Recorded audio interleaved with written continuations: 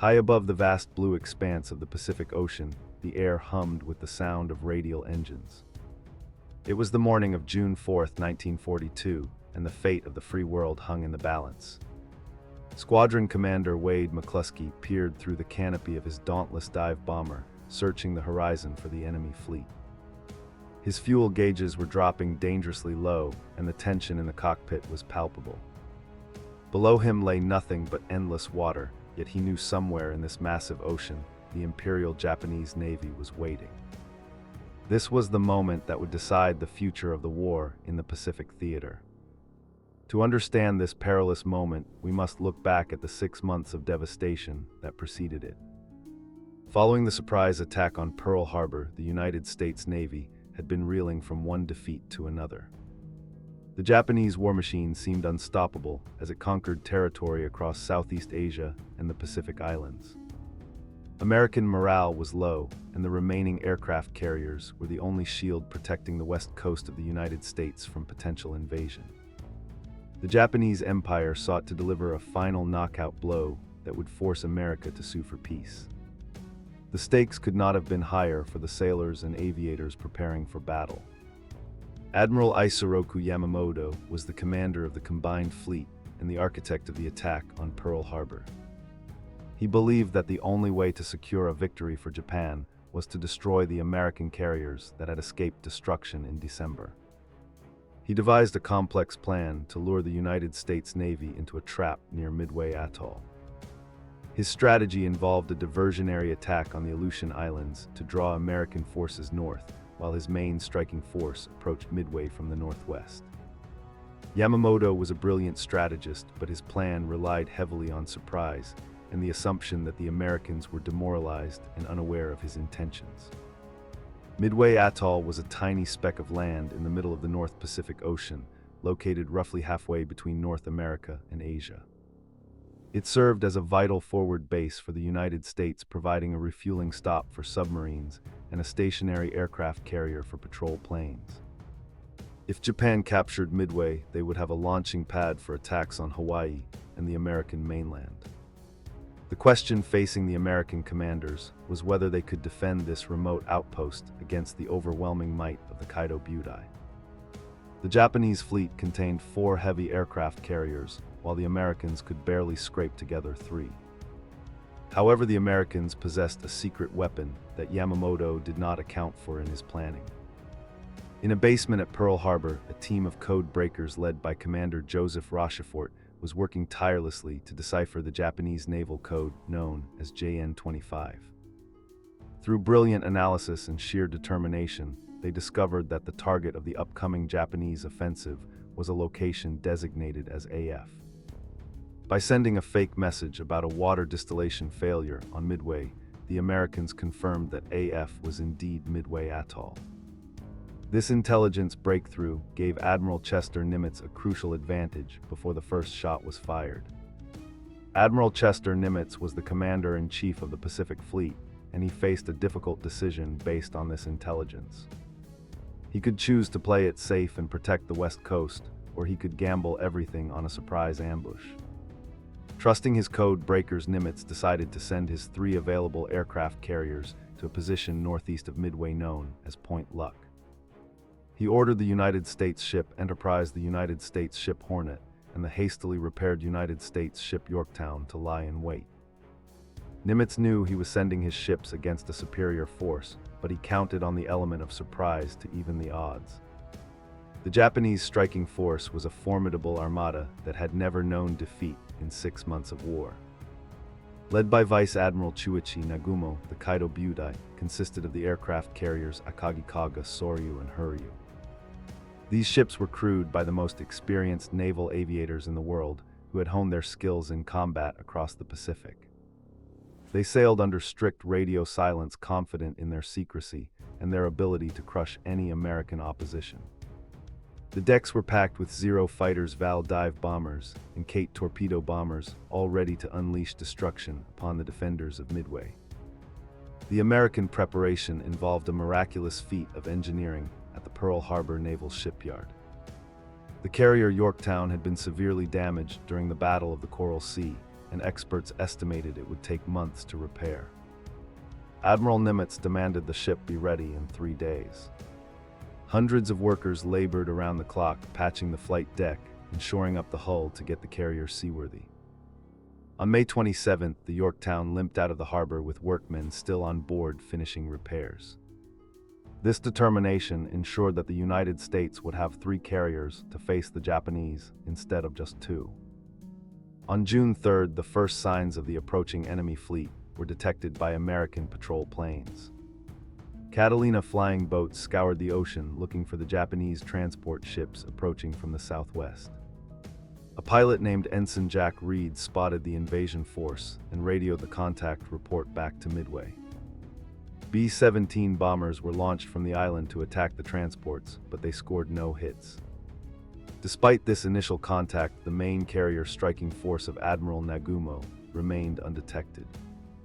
The Americans knew the enemy was coming, but the location of the deadly aircraft carriers remained a mystery as night fell.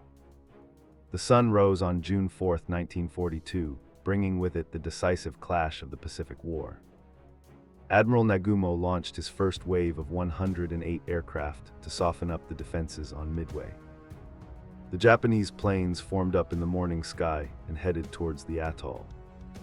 At the same time, American scout planes were desperately searching the ocean to the northwest, hoping to find the Japanese carriers before they could launch a second wave. The timing was critical, as whoever struck first would likely win the battle. The fate of the Pacific rested on the eyes of young pilots. Radar operators on Midway detected the incoming Japanese strike force at a distance of 90 miles. The island defenses scrambled every available fighter plane to intercept the enemy. The Marine Corps pilots flying outdated Buffalo fighters and Wildcats courageously charged into the formation of Japanese Zeros. The ensuing dogfight was brutal and one-sided as the maneuverable Zeros decimated the American defenders. Despite their bravery, the Marines could not stop the Japanese bombers from reaching the island. The air was filled with black smoke and the sound of explosions as bombs rained down on the airfield and power plant. Following the attack on Midway, the Japanese strike leader radioed Admiral Nagumo that a second wave was necessary to destroy the airfield. Nagumo ordered his reserve aircraft, which were armed with torpedoes for an anti-ship attack, to be rearmed with bombs for a land attack. This decision began a frantic effort on the hangar decks of the Japanese carriers. Heavy ordnance was moved and mechanics worked feverishly to switch the weapons. In the midst of this chaos, a scout plane from the cruiser Tone reported sighting American ships.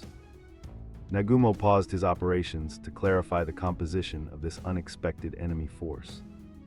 The report from the scout plane was vague and did not initially mention aircraft carriers. Nagumo hesitated, caught between the need to attack Midway again and the potential threat of American ships. Valuable minutes ticked by as he waited for more information. Finally, the scout pilot confirmed the presence of at least one American carrier. This news sent a shockwave through the Japanese command. Nagumo now faced a critical dilemma. His planes returning from Midway were low on fuel and needed to land while his reserve planes were in the middle of switching weapons. He decided to recover his returning planes before launching an attack. While Nagumo dithered, the American carriers had already launched their aircraft. The strike was not a coordinated formation, but rather a piecemeal arrival of different squadrons. The first to arrive were the torpedo bombers from the Hornet. Torpedo Squadron 8, led by Lieutenant Commander John Waldron, located the enemy and attacked immediately without fighter escort. They flew low and slow directly into the teeth of the Japanese defenses. The Zero fighters swooped down and slaughtered the American planes. One by one, the Devastators were shot out of the sky, crashing into the sea. The sacrifice of Torpedo Squadron 8 was followed by Torpedo Squadron 6 from the Enterprise and Torpedo Squadron 3 from the Yorktown. These brave crews faced the same wall of anti-aircraft fire and swarming enemy fighters. Despite their heroic efforts, not a single torpedo hit a Japanese ship. The carnage was absolute, with dozens of American aviators lost in minutes. However, their sacrifice was not in vain. The Japanese combat air patrol had been drawn down to sea level to engage the torpedo bombers, leaving the high altitudes temporarily unprotected. This tactical error would prove fatal. At 10:20 in the morning, the American dive bombers arrived over the Japanese fleet. Wade McCluskey and his pilots from the Enterprise, along with Max Leslie and his squadron from the Yorktown, had reached the target at the perfect moment. The skies above the Japanese carriers were empty of enemy fighters. The decks of the Akagikaga and Soryu were cluttered with fully fueled and armed aircraft preparing for takeoff. The American pilots pushed their sticks forward and entered steep dives. The scream of the wind rushed past their canopies as they aligned their sights on the red circles painted on the flight decks. What followed was known as the fatal 5 minutes that changed the course of history. The dauntless dive bombers released their payloads with deadly precision. The first bomb struck the Kaga, smashing through the flight deck and detonating among the fueled planes in the hangar. Massive explosions ripped the massive ship apart, turning it into an inferno. Moments later, the flagship Akagi was hit. A bomb penetrated the deck and ignited the torpedoes that were lying unsecured. The pride of the Japanese fleet was instantly transformed into a burning wreck. The Soryu was next, taking 3 direct hits that doomed the vessel. In a matter of minutes, 3 of the 4 Japanese carriers were blazing ruins. Only the Hiryu, commanded by the tenacious Rear Admiral Taman Yamaguchi, remained operational. Yamaguchi immediately launched a counterstrike against the American fleet. His dive bombers followed the returning American planes back to the Yorktown. The Japanese pilots were skilled and determined to exact revenge. They dove through the heavy American anti-aircraft fire and scored 3 bomb hits on the Yorktown.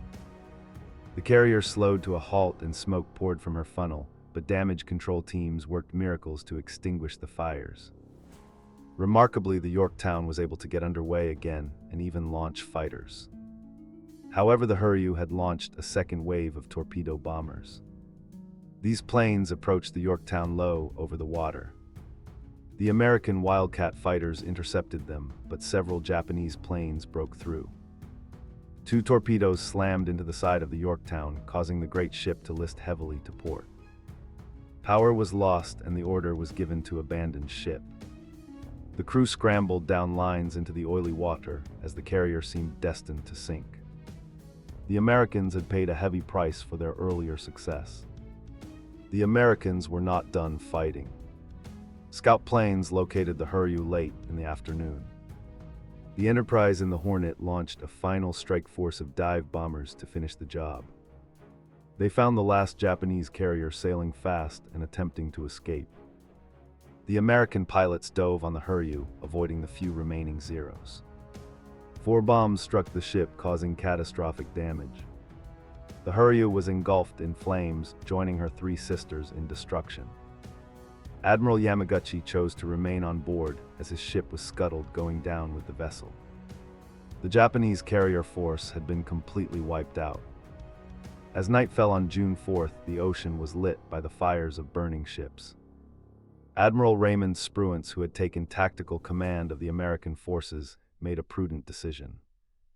Rather than pursuing the Japanese surface fleet into a night battle where they held the advantage, he turned his ships east. This prevented the Japanese from trapping the American carriers in a surface engagement.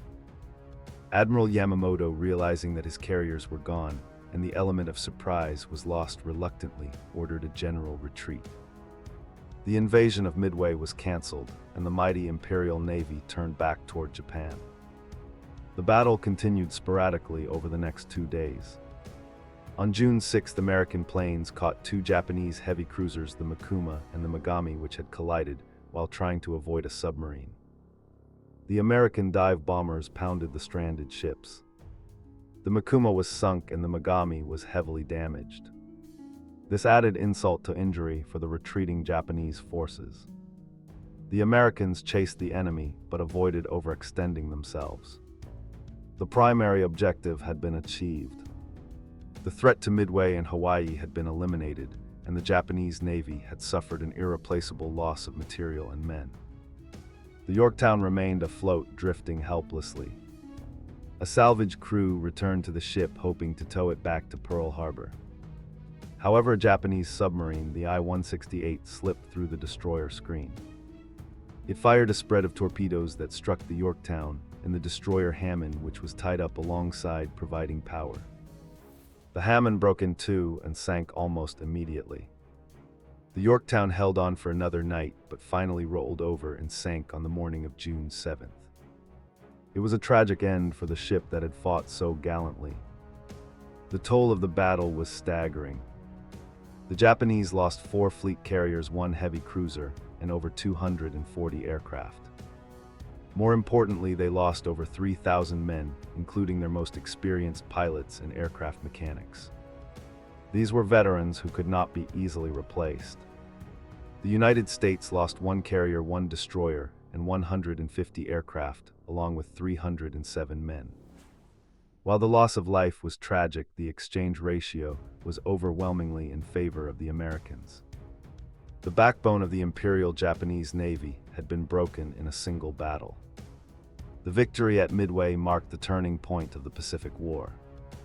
Before this battle, the Japanese had held the initiative, dictating where and when battles would be fought. After Midway, the initiative passed to the United States.